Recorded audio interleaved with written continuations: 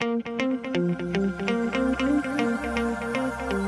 California Center is controlled by a Johnson Metasys building automation system.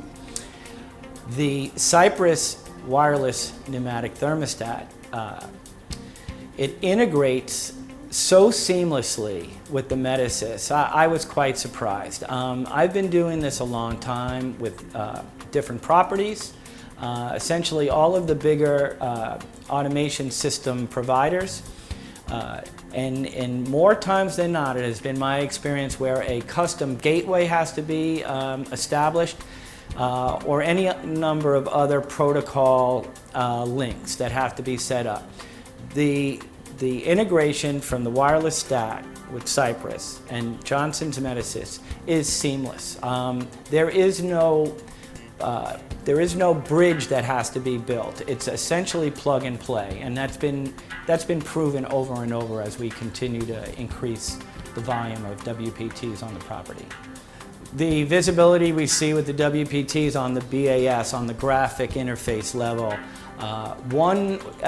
from the floor view, one would not be able to differentiate a WPT floor from a full DDC floor. It is when you drill down into the zone itself, that's where you do see the difference between DDC and its rather wide range of control points and capability that the WPT does not have. It doesn't pretend to have. But from a graphic standpoint, we've got a uniform look at both full floor representations, and that uniformity really brings ease of operator use and very easily understood. The data points on the WPTs, it's essentially 5 data points, and they are certainly the most important. I'm seeing space temperature, which in and of itself is strong, is very powerful. I can see and adjust set point for any one of the stats. I can do them individually, I can do them globally. I can see the pneumatic branch pressure leaving that WPT on the wall and going up to the VAV box controls. That branch pressure at a glance tells me exactly what mode that zone is in. Is it trying to cool? Is it trying to heat? Is it satisfied? And also with that information, I can tell whether or not calibration is right on. They are battery powered. I have yet to have a battery fail in over 3 years now. But batteries, I understand they have a life of over 3 years. The data provides a percentage of battery life. Every WPT installed here is still at 100% of its battery life. The fifth feature I see is an occupied, unoccupied switchover point that I can use and schedule as spaces allow. Whether I set back to an unoccupied state at night and then go and schedule an occupied operation for the daytime. All very easily settable. We're using the space temperatures that we're getting from the WPTs, and we have changed our program logic for supply air temperature reset and heating hot water reset. We're using space temperatures from the WPTs as well as the DDCs. We have hundreds of them. We bring them together into an averaging logic, and they become an input to reset logic. We have programmable logic controllers that allow us to go in and write program. The zone temperatures we're getting from the WPTs is critical to that. In a sense, we no longer really care what the outside air temperature is. We've got enough sensors or feelers throughout the property, spread out, north, south, up high, down low, that give us a great representation of the space temperature averages in the building. And we now use those as the input for reset.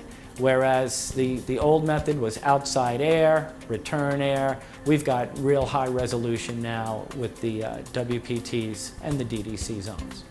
This is one that I can't I can't stress enough. And the ability to both, with the click of a mouse, or I can now, with updated software, I can actually schedule setbacks as part of the demand response protocol. Demand response is now a fact of life in our electrical utility environment.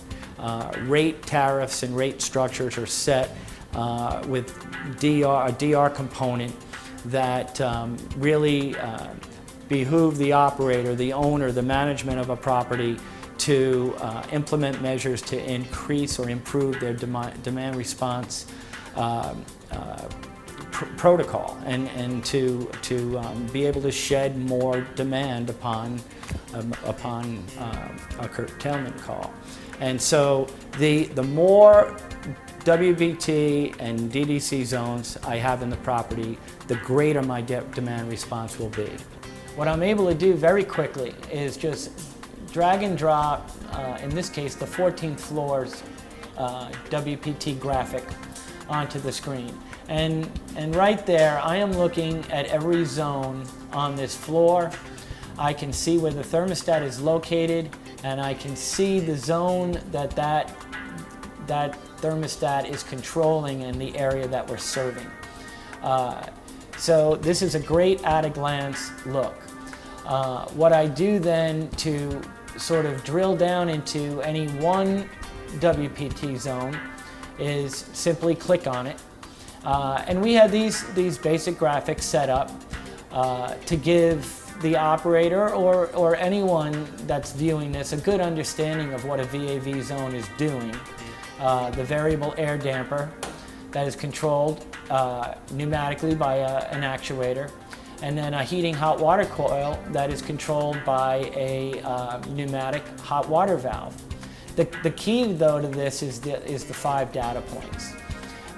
You can see here that the zone temperature, the set point for that zone, the branch pressure from the thermostat up to the box controller, and battery level, which just stays strong over a long period of time.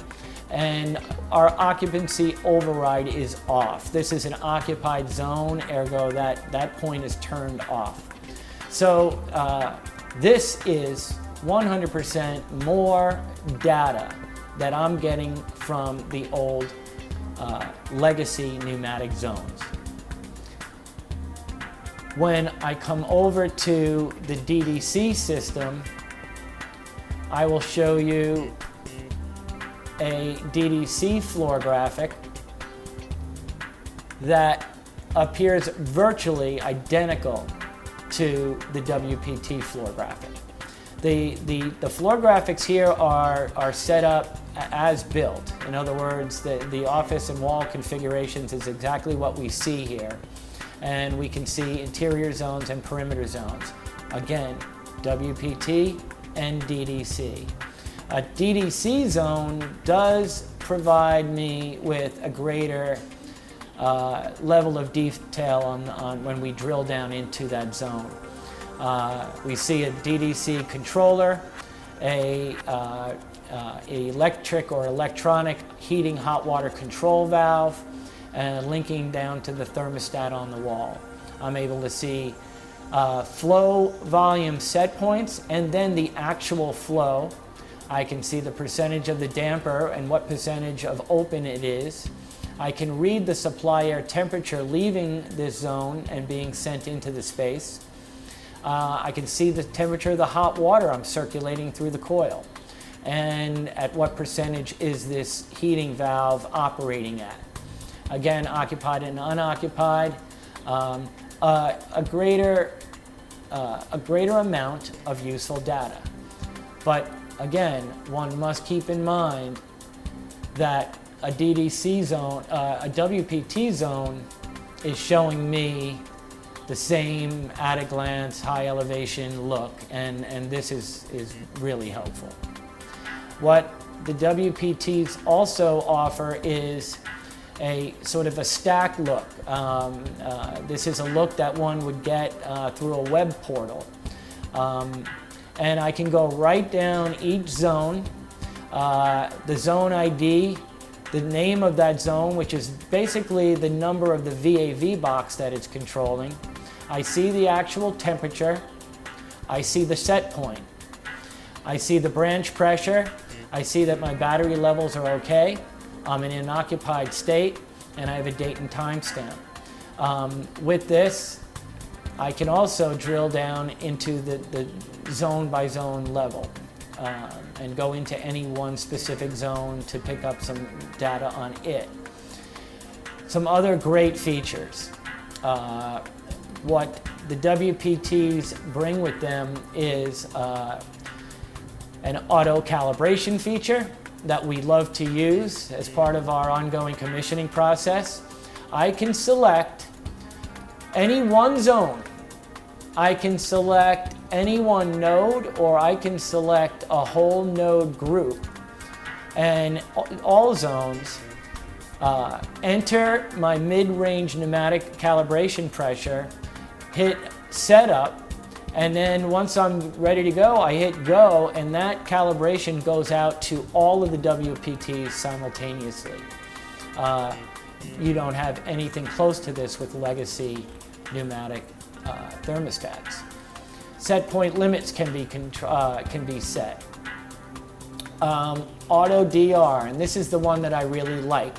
This is a capability the WPTs bring with them so that I can do setback control on a global level to all of my WPT zones as part of a DR protocol, a demand reduction script, if you will. Easily jump back to the zone monitor.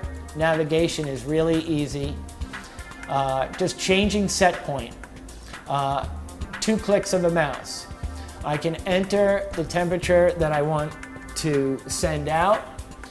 I will update it, and that set point, and it's telling me that that is all queued up and has gone out, and that is now communicating with all of the WPT zones with 2 clicks of a mouse. I come back to the dashboard view, and the system will allow me, and this is all settable, but if I have a zone that is drifted more than 2 degrees above or below a set point, I'm given a flag on that so that I can then go and look at this zone to see if there's an issue. Another great capability.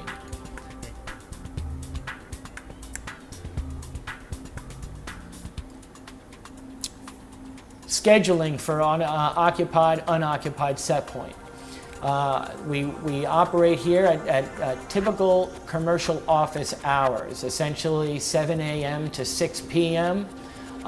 We can keep an occupied set point, in this case 72, and then at night I can set this back to 68, and I'm saving some hot water pumping energy, and also complying with EPA standards.